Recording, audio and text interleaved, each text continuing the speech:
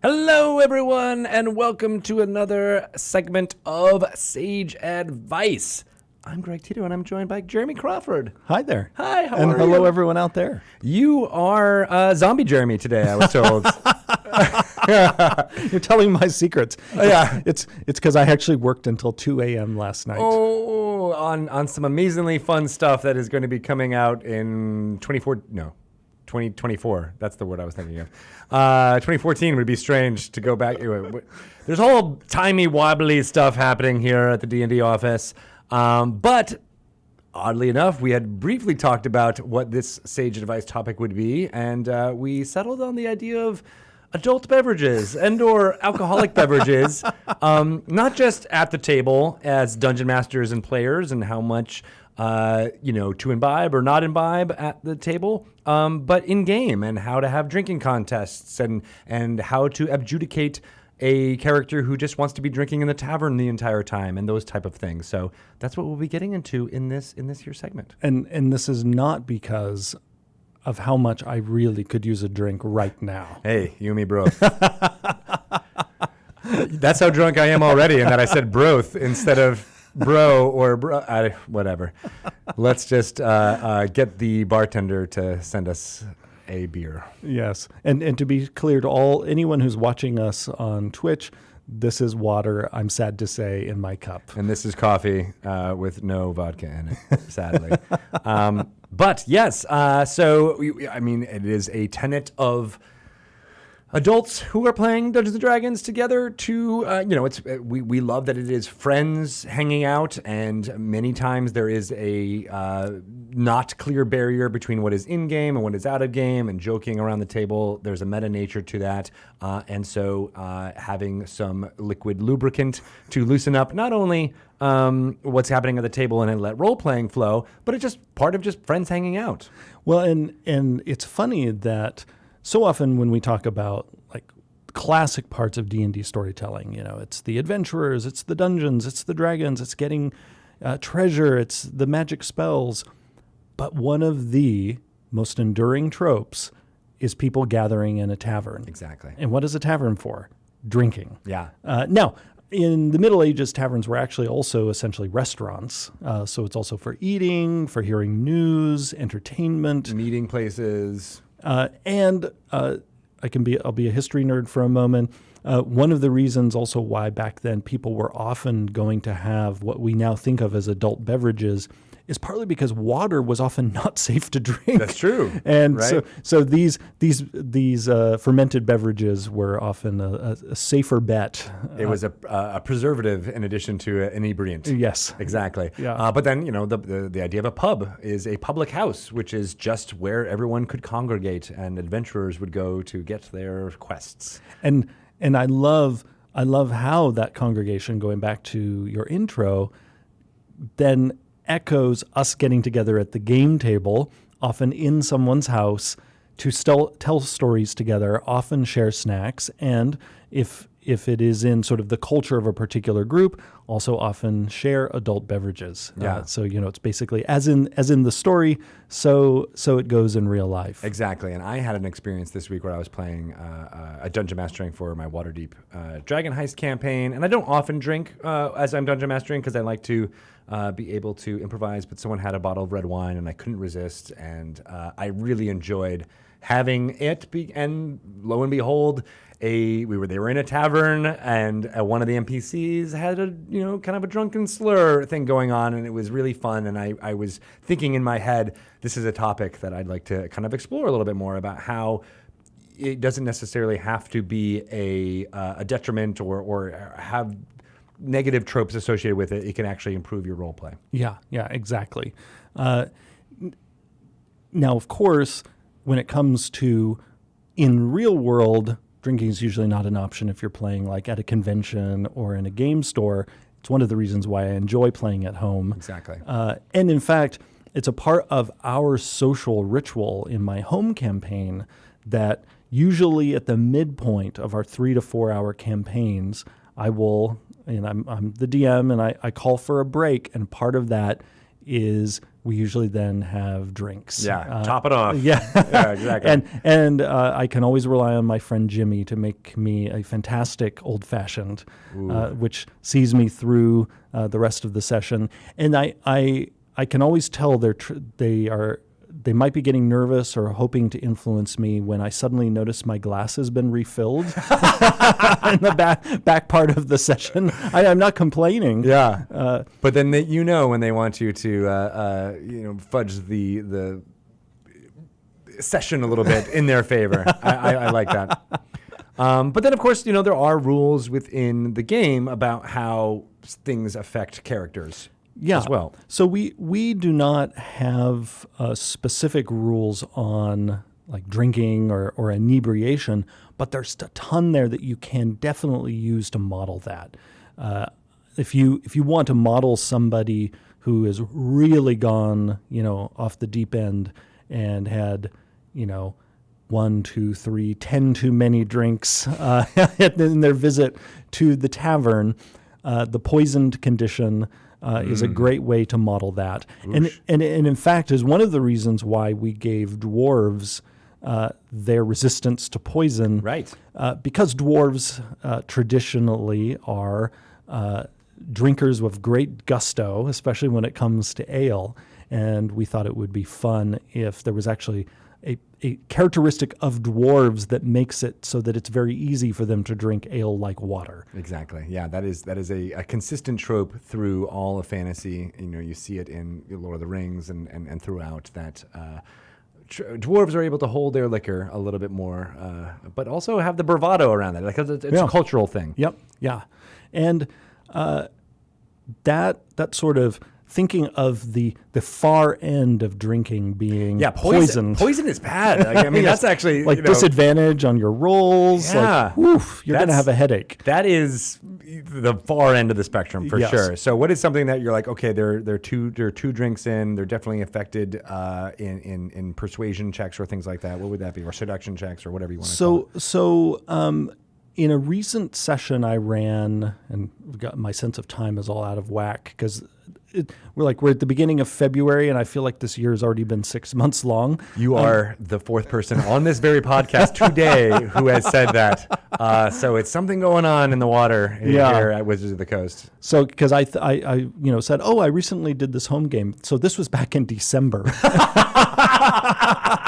Where it was just last week, or was it? I don't know. It was a holiday themed game I did, and because one of my players, it was his first time to ever play D&D. Oh wow! Okay. I made sure there was a tavern scene, and he had this player Andrew had made sure his character's story actually tied to taverns. His character she tended to drink a bit too much, trying to escape her dark past.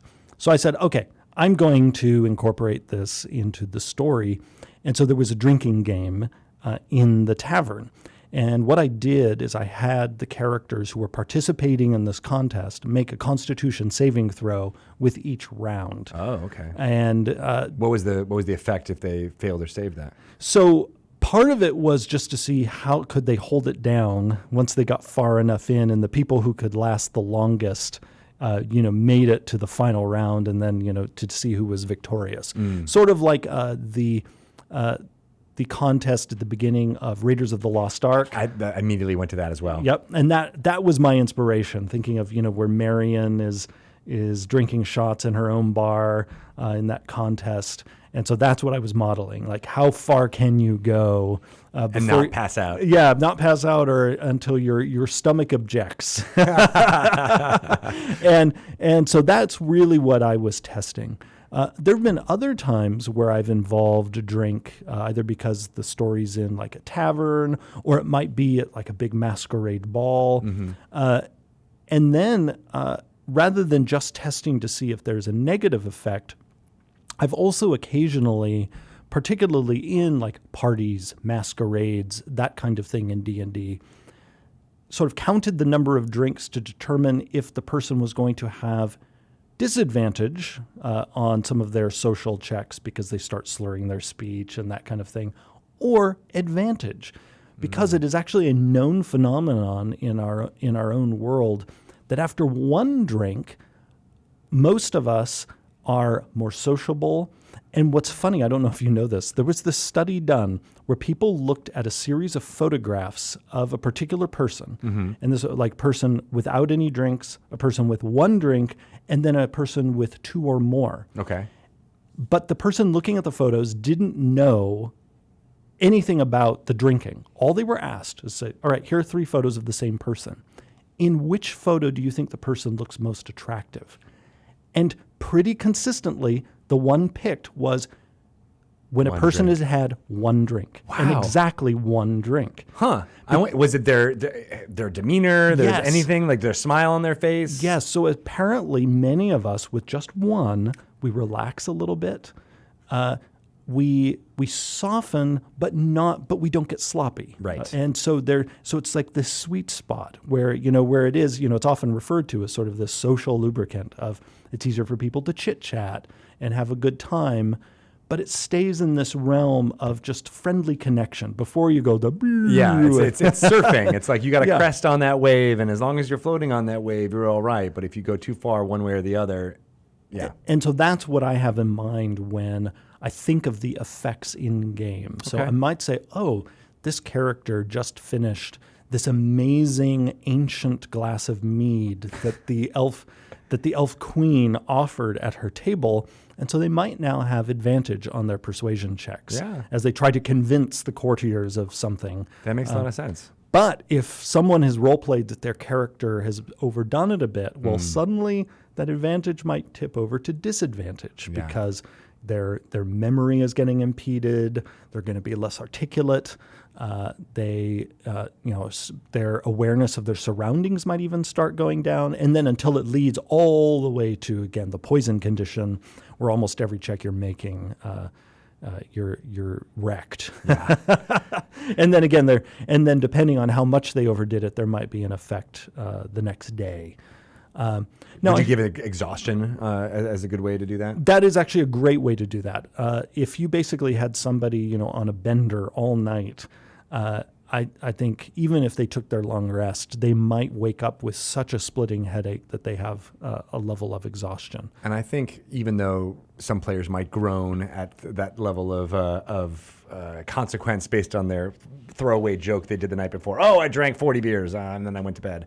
I think there is something to the simulationist nature that you were like, all right, well, at least I understand. Like everyone kind of feels that it just makes the world feel more real in that case. Yes. Yeah.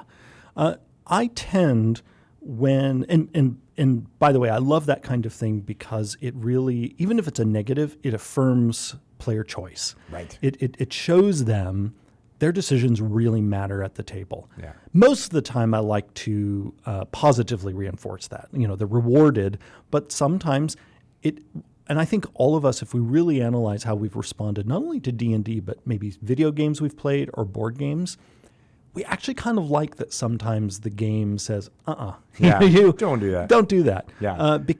Partly because it shows us, oh, my choices do actually matter. The game isn't going to give me a cookie even when I'm doing making bad decisions. Right. The game is actually going to say, okay, you can certainly do this, but there are going to be consequences. Everyone will remember that. Yes. Yeah. It's a very positive thing, and it makes it show that it matters what they did. Yes. Exactly. Yeah. I love that. Now, are you okay with me making the conversation a little more serious? Yes. So there is a dimension that I'm always conscious of with a group when it comes to whether having a glass of wine or a cocktail while DMing in the real world, or involving alcohol in the gameplay, and that is alcoholism is a sensitive subject for some people. That's very true. Because of trauma in their families.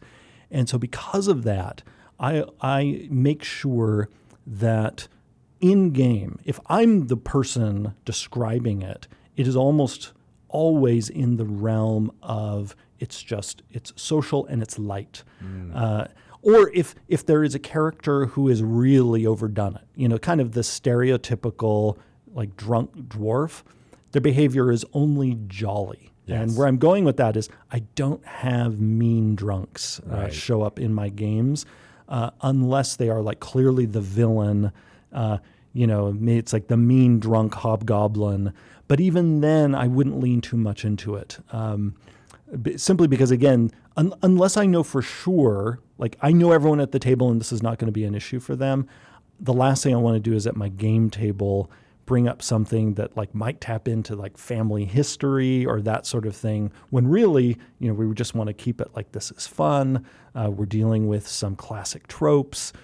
So I think it's always a good thing for people to be aware of, that people do have different sensitivities about this. That's very true. And, it reinforces the concept behind checking with your players. And, if you have a system at the table similar to an X card system or something like that, that they have an out or a way to communicate to the dungeon master that even though the dungeon master might think this is a funny, and everyone's enjoying it, they're laughing, that there might be some sensitivity, not only to, the sensitivity around alcoholism, but there's, many people associate alcoholism with abuse and other things. And even just in a tavern, you might think you're realistically modeling what would happen in a tavern when there's a lot of men around women and all those things. You want to make sure that you're as sensitive to those as possible. And I think your advice about keeping it light is sage advice. Yes. Well, and I think a good principle in general, because there are a lot of, things in life that get us down, and I try to not have those at the game table because like we're there to have a good time. Yeah. And so for me, it's like, let's take some of these things that are in life and just focus on the fun sides of them. Or if we do focus on like scary sides, it's because of the fantasy narrative of we're going to face this thing and we're going to overcome it. Right. Like that should always for me be the payoff. If something rough does show up, it only should be there for the chance to then be victorious. And even then, I try to avoid things that are, going to make people uncomfortable. Mm-hmm. And so that's why, to go back to the fun side of drinking, whether in the real world or in your story, I tried to focus on the delightful part of human culture that drinking has played for thousands of years. Yeah. That in so many cultures, and I'm glad this was something that my dad really introduced me to this concept when I was growing up, that drinking is not about getting drunk. It's about the flavor. It's about how it pairs with your food. It's about the family coming together. It meant that even as a teenager, I was completely baffled when I found out that like other teenagers were going off and getting drunk, because I associated having a glass of wine with dinner with my dad. Yeah, right. So, it's like, what's the point about this? So he had a kind of there's a very kind of European perspective. Right. Of it's just like, it's something you do with your family. Table wine. Yeah. And exactly. so for me, that's much more the kind of perspective I'm coming at it from, and that's sort of where I try to locate it in the game, where it's much more about, the elves wanting you to sample this, almost like ambrosia-like liquid that they have been creating. It might have been in that bottle for 1,000 years, and you're getting to taste something that, is older than many of, like, if you're playing a human character, like older than many of the buildings in, your character's hometown. Right. Is this little, this drop of mead that the elves give you, or the amazing ale that the dwarves bring up from the depths of the mountains, or that strange mushroom concoction that the gnome might bring for you to sample. Yeah. I love that you gave those illustrative examples, because that was something I was going to comment on, is that it doesn't necessarily have to be the ale and the wine and things that we are associated with in our cultures. It's a great way to introduce things that aren't even liquid, that Yes. are inebriants that people do socially, like someone from the astral plane might have something that's completely different. Like, oh, did you get the dream of those mind flayers? That was really crazy, that dream. And and then it can feel like something that you can introduce different flavors. Yeah. And because I think the more you lean into the fantasy, Yeah. you bring it back to why we're often at the table to play D&D. Because not only do we love weaving our stories together, but it's specifically fantasy stories, that hint of magic, that going to worlds that we can't go to in our everyday life, meeting peoples who are completely made up and have lifespans that are unimaginable for us. That to me is where it gets really neat. It can get funny. It can get fascinating. Where even the discovering where did that strange elixir that these ancient Eladrins serve, like where did it come from? Why was it so valuable? Yes. Yeah, right. And then it can be a big part of that, right? Yeah. One final thing about safety, just since you mentioned it, as far as relationships goes and sensitivity, many people travel by car to a D&D session, Yes. Especially if it's at this home game where people Yes. are drinking. Yep. So, it is something that is not to be taken lightly to imbibe while you're playing and to make sure there's a way for all the players at the table to get home safely. Agreed. And pair it with food. Good call. Yes. Like Cheetos, I think, are good pairing with red wine. Don't Cheetos go with everything? They really do. No, because we have snacks, and also with my home game, a number of us actually go out to dinner together afterward. Oh, that's smart. Because again, going back to the sort of the good lesson that my dad taught me growing up is that booze goes with food, which also is just a great way to make sure you don't end up having a headache the next day. Absolutely. And drink plenty of water. Excellent. All right, so we're going to get plenty of water. We're going to get dinner after this, but then we're going to get soused. Let's do it. It is Friday after all. It is Friday. It's been the longest week ever.